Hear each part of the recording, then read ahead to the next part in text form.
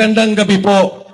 Tayo po ay nagsama-sama at nagtipon-tipon ngayong gabi upang kilalanin ang isang magaling na Pilipino, magaling na pinuno at presidente ng ating bansa. Noong kami po inimbitahan, kasama yan si Ma'am Penny, si Attorney Garcia, Secretary Esperon, ang sabi nila, pwede ka bang pumunta ng Davao? Ang sabi ko, hindi ako makakasama dahil nais namin magkaroon ng sariling pagpupulong sa Maynila upang ipakita na hindi lang Davao ang nagmamahal kay Pangulong Duterte. Ang Maynila, Metro Manila, Quezon City ay nagmamahal sa Pangulong Rodrigo Duterte. At katulad ng sinabi ni Secretary Esperon, tayong lahat saksi sa tapang at galing ng pamamalakad at pamumuno ni Pangulong Duterte. Noong panahon niya, yung mga delikadong lugar tumahimik dahil sa liderato ni Dugong Duterte. Dati pag umuwi ka, nag-aalangan ka dahil baka may mangyaring krimen na wala noong panahon ni Pangulong Duterte. Ang mga takot noong panahon yun, tayo ba, taong bayan, takot ba tayo ng panahon yun? Sino mga takot? Mga adik at pusher. Sino ang mga takot? Ang mga kriminal. Ngayon, bumalik na naman. Di po ba? Pag ako nakikipag-usap sa mga waiter, security guard, namamasada, anong sinasabi nila? Dati ho, tahimik na sa amin. Noong panahon ni Duterte, na wala pong inuman sa kalye, hindi po kami nangangamba umuwi ng madaling araw. Pero ngayon, sir, sabi nila, bumalik na naman. Bumalik na naman ang sitwasyon na ayaw nila. Meron nga po lumapit sa akin. Babae, nagtitinda, tindera. Niyakap pa ako. Ang sabi, sir, ituloy mo lang yung ginagawa mo. Suportado ka namin. Ang sabi ko sa kanya, ikaw ba sa lugar mo, bumalik ang mga adik? Ang sabi niya, opo, ang dami na namang zombie sa lugar namin. Alam niyo ho, nagulat ako ang kwento niya. Noong panahon ni Duterte, pinakulong ko yung tatay ko. Sabi ko, pinakulong mo. Bakit hindi ka takot? Bakit ikaw ay suportado mo ang Pangulo? Ang sagot po niya, kesa po siya mamatay, isinuko ko siya. At nung pong nakakulong siya, huminto ang droga sa aming lugar, pati siya humunto sa pagiging adik.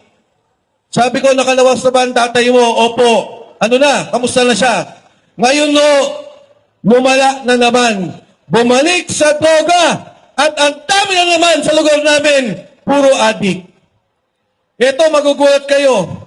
Sa aming pong kumpanya, noong panahon ni Duterte, nag-testing sa droga. Wala. Nagpositibo. Meron isa, dalawa nagpositibo, natanggal sa pwesto. Dahil yun ang usapan. Yun ang kontrata nila na hindi pwedeng gumagamit ng droga.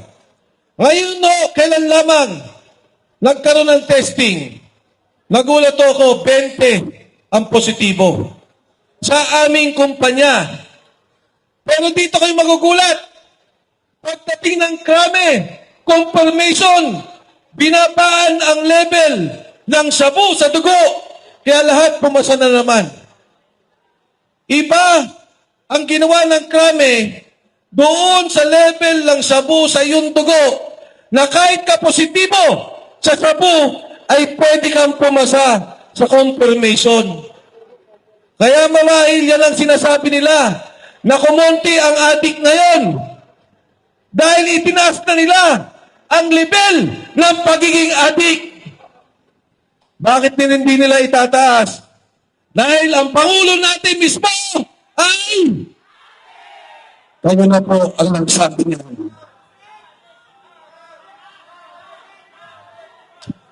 Ngayon, nagulat ako nung sinabi ng mga sundalo. Hindi ko po alam ang kwento. Ngayon ko lang na aninagan at ngayon lang din nalaman ng pamilya Duterte ang nangyari sa kanilang ama. Isipin po ninyo, 2017, umalis na tayo sa ICC. Lumabas tayo sa ICC.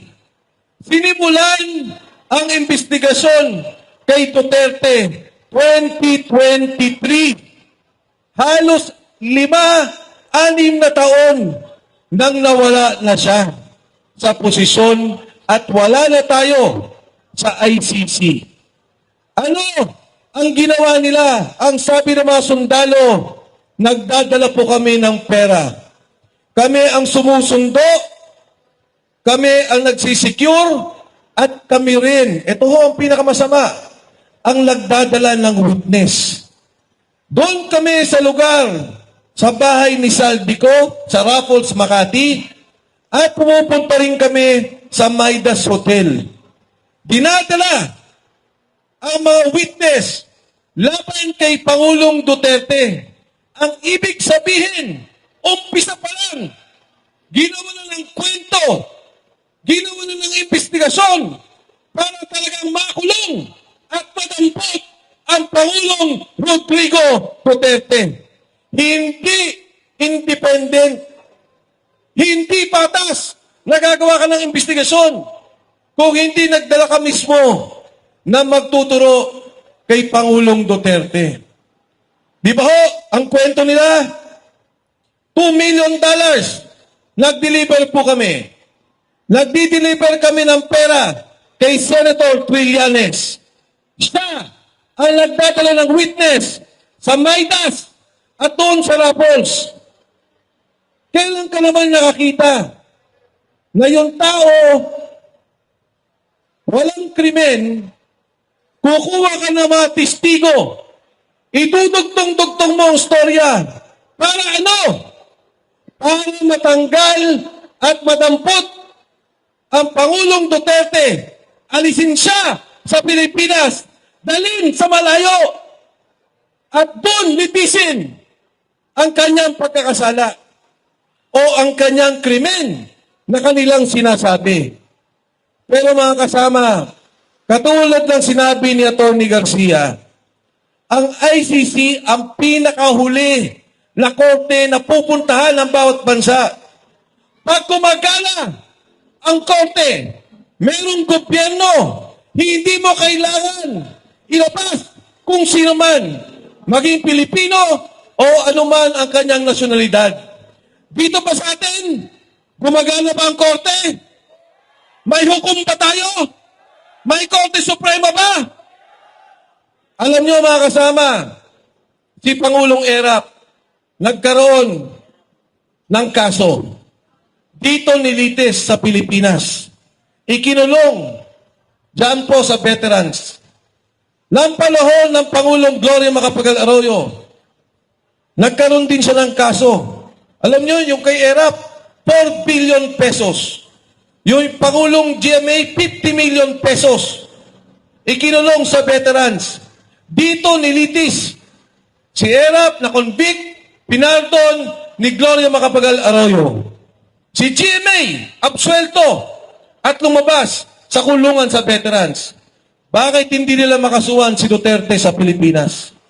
Bakit kailangan nilang ilabas ang Pangulong Duterte?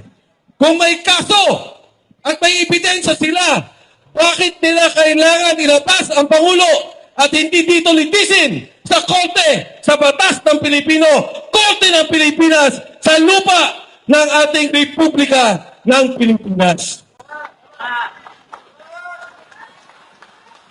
Alam nyo, huwag naman sana mangyari ang Pangulo ay mawala. 81 taong gulang na siya. Huwag naman sana na talagang manghina na ang Pangulong Duterte. Marami ho siyang kaibigan. Nakasama ko rin po siya sa Kongreso. Manong Jun Esperon kasama siya. Ang sinasabi, baka ang ikasama ng kalusugan ng Pangulong Duterte ay wala siyang makausap. Dahil ang taong yan, parating gusto daw maraming kasama, maraming kakwentuhan, maraming kalokohan, kabiruan. Ngayon o, mag-isa. Kumakain mag-isa, walang alalay, at mahina na ang Pangulong Duterte. At akin po naalala sa ating kasaysayan, si Aguinaldo, isang napakagaling na bayani, kinikilala ng ating bansa.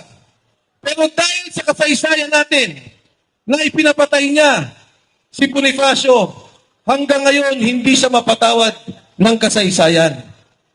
Eh itong nakaupong Pangulo natin, hindi naman natin kinikilalang bayani.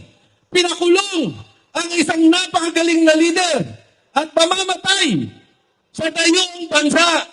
Makikilala siya hindi lamang sa isang presidente na walang ginawa, nagnakaw, kundi presidenteng traidor sa kanyang sariling bansa. Traidor sa Pilipino. Si Sara Duterte ho, dumadaan naman sa impeachment. Pinagtutulungan ang pamilya nila. Inilayo ang Pangulong Duterte para wala siya dito ang kanyang anak na siguradong mananalo bilang Pangulo ng Republika ng Pilipinas.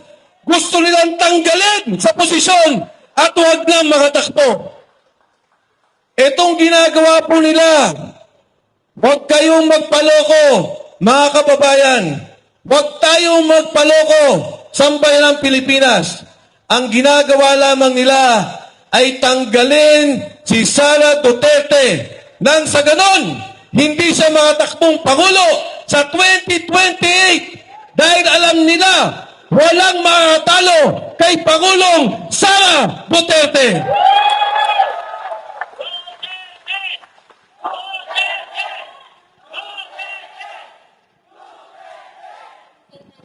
Yung pong pinag-uusapan kay Sara Duterte, ang sabi nila, COA, Commission on Audit, unliquidated funds. Kami ni Secretary Esperon, nagkabinete. Dumadaan po kami sa ganyan. Kung minsan, may ginastos ang departamento mo, kailangan mong ayusin ang liquidation. Totoo po yan. Pero may sinabi bang korupsyon? Wala. May sinabi bang ninakaw? Wala. Pero, eto ho, ipapantay ko yung usapin na ginagawa nila. Ang unliquidated kay BP Sara Duterte ay 75 billion pesos. 75 na lang ang kailangan niyang ayusin yung dokumento para ayos na sa COA. Aprobado na ang COA. Magugulat kayo. Department of Agriculture, unliquidated. Disallowed. Disallowed na po ha. Hindi pa unliquidated. Disallowed. 8 billion pesos. May investigasyon ba? Wala. Magkano sa DSWD? Yung mga nagbibigay ng AX, tupad, unliquidated, disallowed, 10.5 billion pesos. May investigasyon ba? May ginagawa ba Kongreso? Sa DPWH, magkano ang unliquidated? 17 billion pesos. May ginawa ba Kongreso? May ginawa ba Senado? May impeachment ba? Wala. Kaya kitang-kita mo, ang liit ng ahensya ng Vice Pangulo, etong mga ahensyang malalaki, ayaw imbestigahan. Hindi pa yon. Si Chairman Luistro, anong tawag mo sa kanya? Hindi ho si Auntie Claire. Si Chinky, Chairman Luistro ng Justice Committee. Anong sabi ng mga sundalo? Tumatanggap ng pera nakita nila tumanggap ang chairman ng Justice Committee na ngayon ay naglilitis kay Sara Duterte. Inimbestigahan ba nila? Hindi siya dapat nakaupo dyan. Dapat umalis siya dyan bilang chairman ng Justice Committee. Dahil bakit? Ang sabi ng saligang batas, pantay-pantay at dapat patas ang pagtingin ng mga korte. Ang sabi ng rules of court, yung pong mismong binabantayan nilang altuntunin, pantay-pantay, walang bahid ng pamumulitika. Ngayon no, anong sabi ng 18 Marines? Ang delivery, 3 beses isang linggo, magmula 2022 hanggang 2025. Magkano per delivery? 500 billion pesos hanggang 4 billion pesos. Sa isang buwan, sa isang linggo lang, ilagay na lang natin na 1 bilyon. Ang delivery ni Saldico kay President Bongbong Marcos, kay Speaker Martin Romualdez, 3 bilyon kada linggo. 12 billion a month. 12 bilyon. May investigasyon ba? Meron pa silang pinatawag sa Blue Ribbon Committee? Pinatawag pa ng Kongreso? Wala. Bakit ganito ang klase ng sitwasyon ng ating bansa? Bakit ganito ang nangyayari sa Kongreso? Ayaw mag-imbestiga, pero pag si Inday Sara na napakaliit, grabe ang tutok nila. Yung bilyon-bilyon na bigayan, ayaw nilang tingnan. Pagdating sa Blue Ribbon, sa Senado, ayaw ipatawag ang mga sundalo. Ayaw nilang alamin ang bilyon-bilyon na delivery. Ang pera pong yan ay buwis ninyo. Ang perang yan ay pera ninyo. Ang nakakalungkot, kung pikit mata man lang nating tingnan, wag na tayong kumibo. Pero nakikita natin, ngayon, ang mga pasyente ayaw tanggapin sa ospital. Bakit? Walang pera ang PhilHealth. Ang Thailand, Korea, Singapore, Malaysia, Japan, Indonesia, halos 10% na lang kahit anong sakit mo. 10 hanggang 30% ang iyong babayaran sa sarili mong pera. Sa Pilipinas, 70 hanggang 90% pag may sakit ka. Kaya pagka nagkasakit ka sa Pilipinas, dalawa lang ang pwedeng mangyari. Maging maulila ka, maubos ang kayamanan mo, o mamatay ka na lang. Yan po ang pondo natin. Yung pondo sa Metro Manila Subway, ngayon meron tayong problema sa langis. Dapat sana may subway na tayo. Anong ginawa? Kinuha yung pondo sa subway, tapos dapat ng 2028, inilipat sa flood control. Ngayon, ang proyekto ng 2028 matatapos 2032 na. Mga kasama, kaya tayo ngayon hindi lamang tumatayo upang kilalanin ang kaarawan ni Tatay Digong, pero tayo rin po ay naninindigan bilang Pilipino na labanan ang korupsyon dito sa bansang Pilipinas. Kayo po bang lahat ay handang lumaban? Kayo po bang lahat ay handang sumugod? Andiyan po ang Kongreso. Pagka nasunog yan, baka ako pagbintangan ninyo. Pero mga kasama, isipin po ninyo, meron po tayong pondo, 100 bilyon. Local Government Support Fund. Tingnan ninyo ang budget. I-google po ninyo. 100 billion. Alam niyo ho kung bakit nila hindi ginagamit? Para sa langis? Para sa pagtaas ng presyo ng produkto? Dahil ang sabi nila, yung pondong yan, gamitin natin para hindi mag-rally ang mga tao. Yung pondong yan, gamitin natin para walang lumabas at lumaban sa gobyerno. Ang mga driver, umiiyak na, wala ng pera, wala ng panggas. Ang mga tao, ang sambayanan, hirap na sa pagtaas ng presyo. Pero hanggang ngayon, pamumulitika pa rin ang kanilang inaatupag. Yan po ang ating labanan.